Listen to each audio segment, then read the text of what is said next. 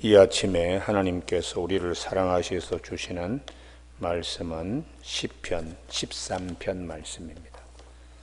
1절에서 6절까지 한 절씩 교독하시겠습니다.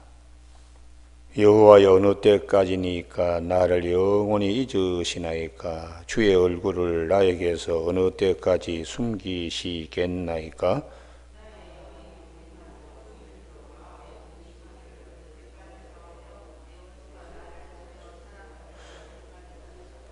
여호와 내 하나님이여, 나를 생각하사 응답하시고 나의 눈을 밝히소서. 두렵건대 내가 사망의 잠을 잘까 하오며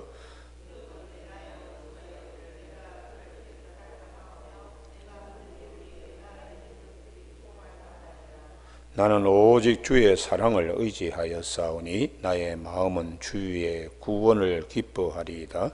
내가 여호와를 찬송하리니 이는 주께서 내게 은덕을 베푸심이로다. 아멘. 오늘 하나님께서 우리에게 주시는 말씀은 5절, 나는 오직 주의 사랑을 의지하였사오니 나의 마음은 주의 구원을 기뻐하리이다 하는 말씀으로, 믿음의 기도는 하나님의 은혜를 담는 그릇입니다 라는 제목으로 말씀을 나누겠습니다. 우리가 살면서 하나님은 선하시다 이런 믿음이 있음에도 불구하고 어려운 일을 겪게 될 때는 두 가지가 튀어나옵니다. 하나는 언제까지 참아야 되고, 언제까지 내가 기다려야 되고,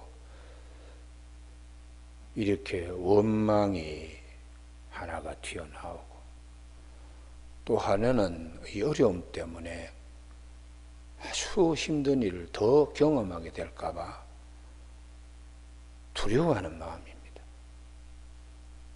오늘 본문의 1절에서 2절은 어느 때까지 원망과, 3절 4절에 두렵건대, 이 두 가지가 항상 우리 안에 찾아올 수 있습니다.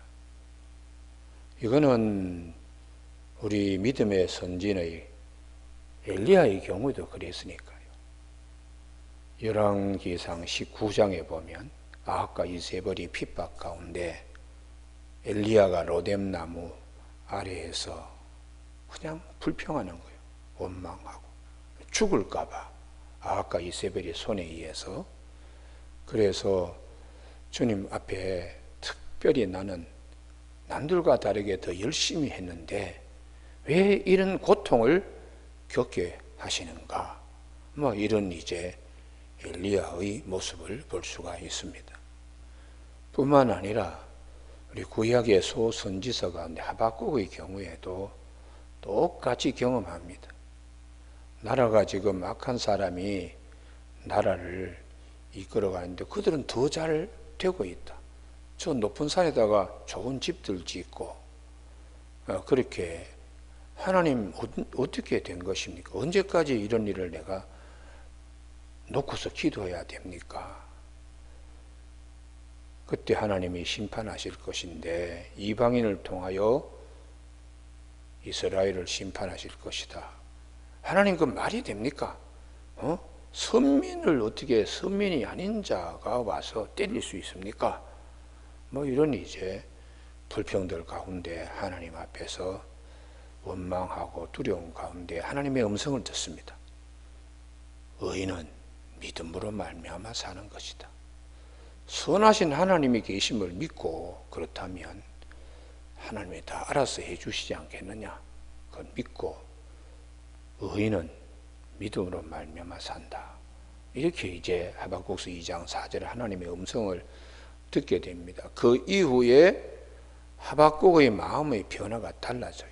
그것이 우리가 잘 아는 하박국의 시편 하박국 3장 17절에 비록 무화과나무가 무성하지 못하고 포도나무에 열매가 없고 밭에 식물이 소출이 부족하고 또 밭에 먹을거리 식물 먹을거리가 먹을 양식이 없을지라도 또 뭐 외양간에 송아지가 없을지라도 나는 여호와로 인하여 기뻐하며 나의 구원의 하나님을 찬송한다고 하박국이 그렇게 마음의 신경에 변화가 생기는 것입니다. 그 이유는 의인은 믿음으로 말미암아 살아야 하기 때문에 그 믿음은 하나님 선하신 하나님께서 당신의 백성을 절대로 힘들게 하지 않는다. 잠시의 고통, 악인의 일시적인 득세에 의해서 잠시 고통을 받고 있을지 몰라도 그 고통보다 하나님께서 예비해 두신 은혜를 믿음의 기도로 잘 담을 수 있도록 그렇게 말씀하고 있습니다.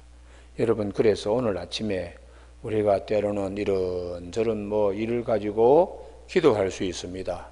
그때에 원망이라는 것을 조심해야 됩니다. 할렐루야.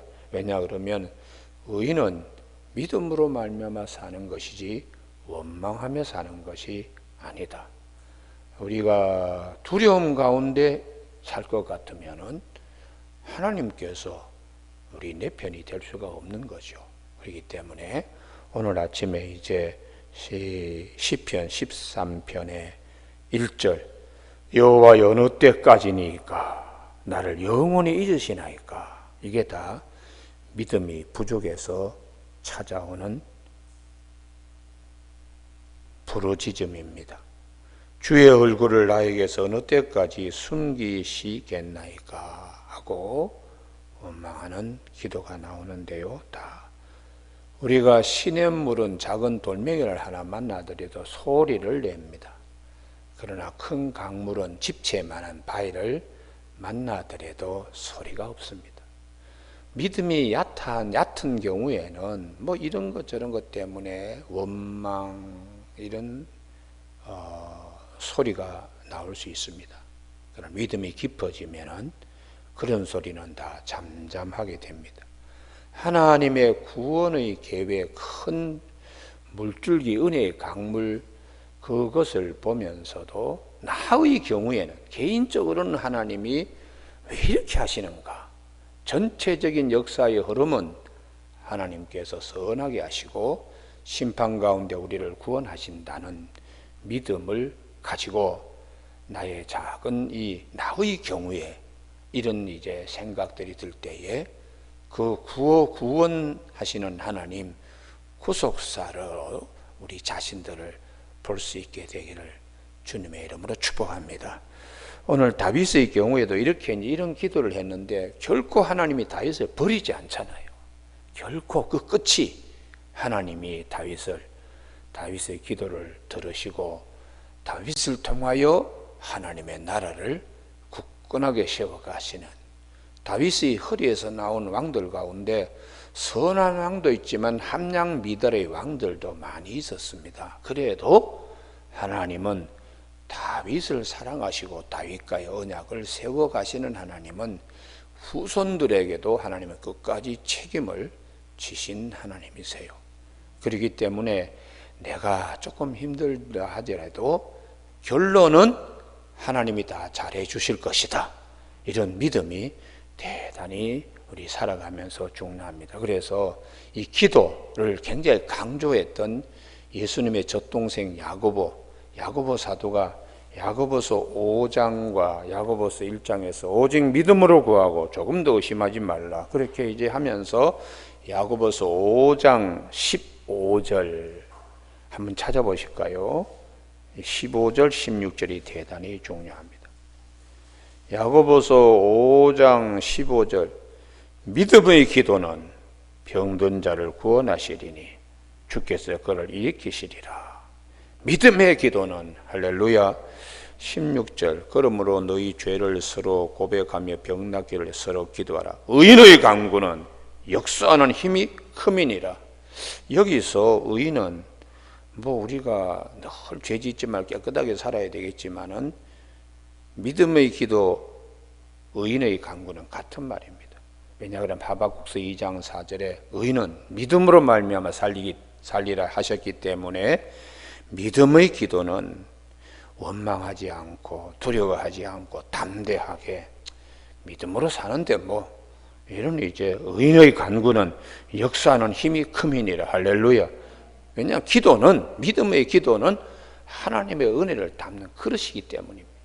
하나님의 은혜를 담는 그릇이기 때문에 그래서 오직 믿음으로 구하고 조금 더 의심하지 말라. 이렇게 의심하는 자는 바람에 밀려 요동하는 바다 물결 같다고 이런 사람은 하나님께 얻기를 생각하지 말라. 두 마음을 품어 정함이 없는 자로다.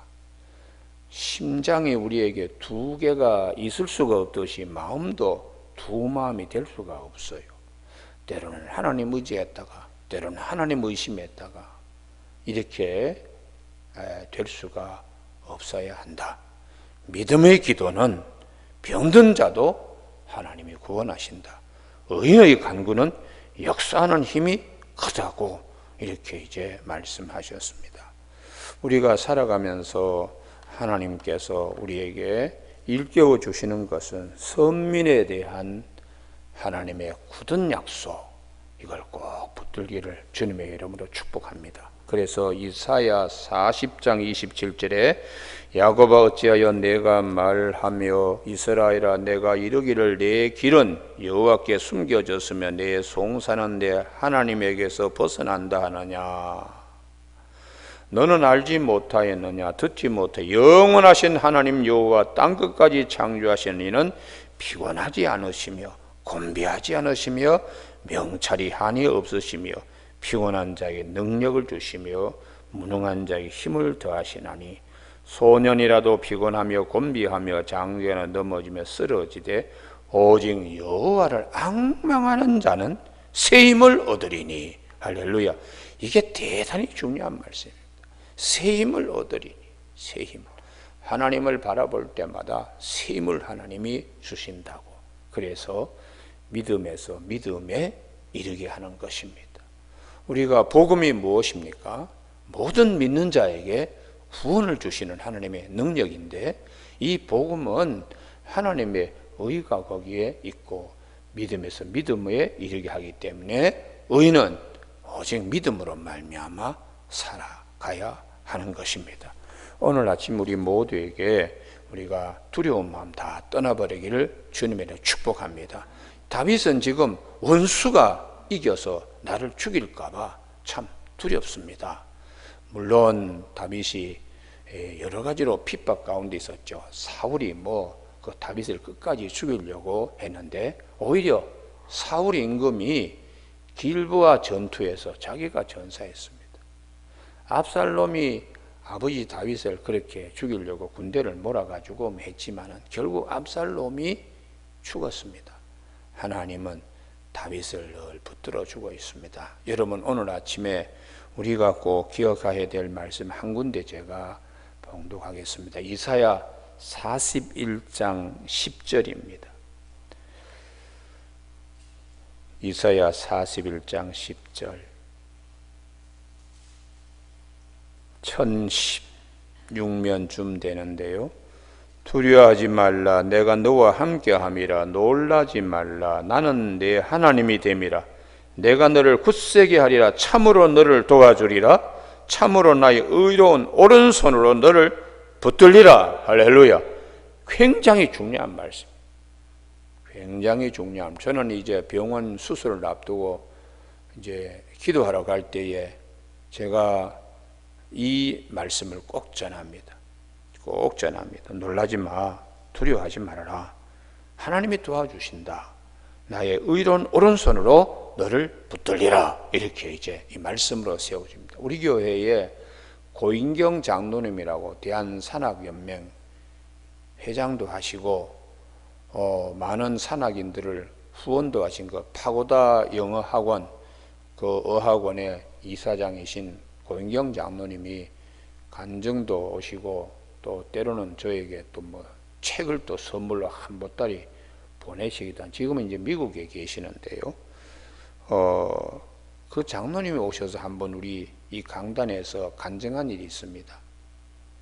남극을 정복하는 남극점을 한국인 최초로 탐험대를 조직해서 가는데 그 대원들에게 이사야 41장 이 10절 두려워하지 말라 내가 너와 함께함이라 놀라지 말라 나는 네 하나님이 됨이라 내가 너를 굳세게 하리라 참으로 너를 도와주리라 참으로 의로운 오른손으로 너를 붙들리라 이 말씀을 적어서 대원들에게 다 암송시켰다는 거예요. 그 중에는 예수를 믿는 사람도 있고 예수를 믿지 않는 사람도 있었는데 이건 무조건 이 말씀을 암송하고 우리가 어려운 일이 있을 때 이 말씀을 기억하며 남극점을 한국인 최초로 정복해야 한다. 그러면서 이제 대원들을 데리고 갔는데 남극에 갔더니 생각지도 않는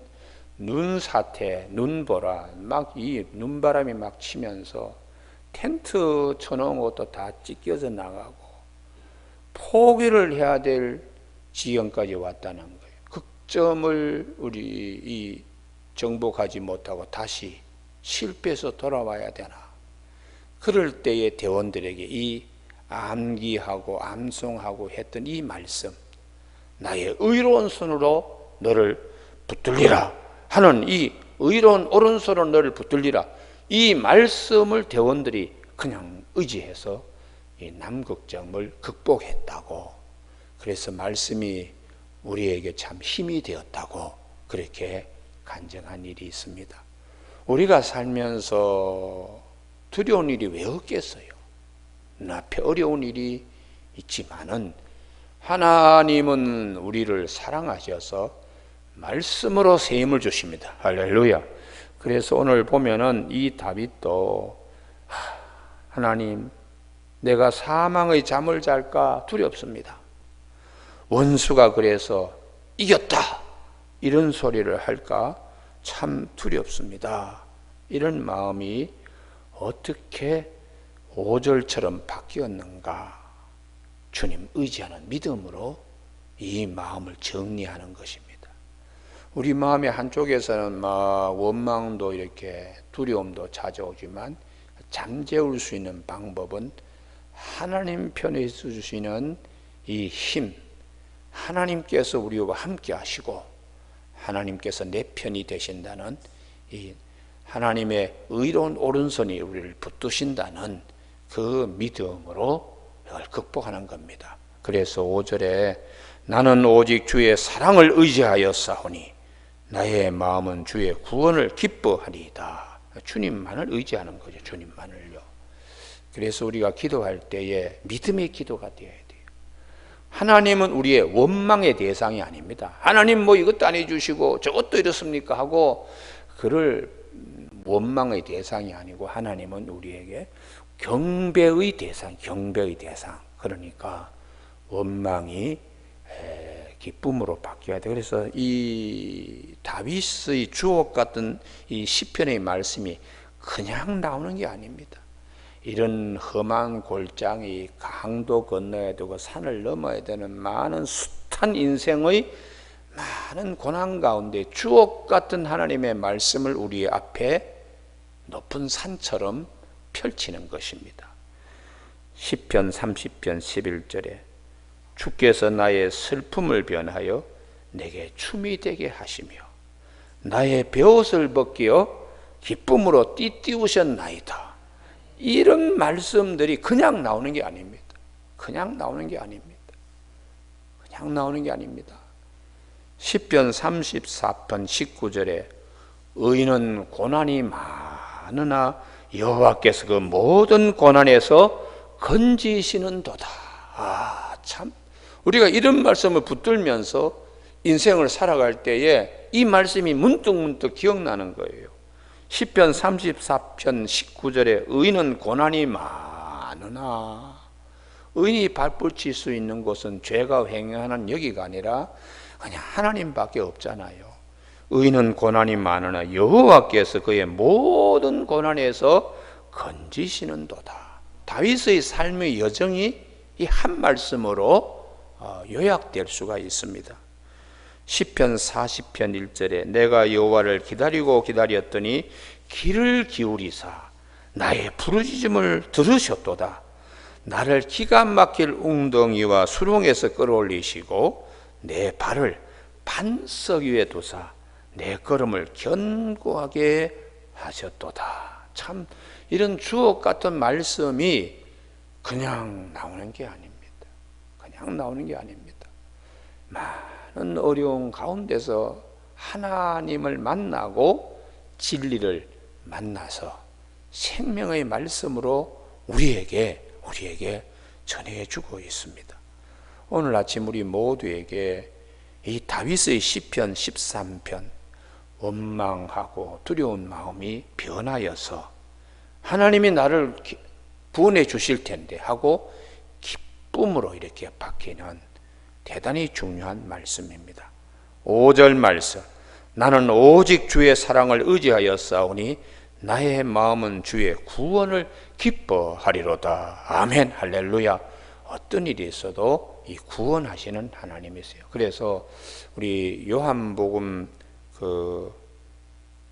5장에 보면 베데스다 연못에서 38년 된 병자가 매일매일 원망하며 삽니다.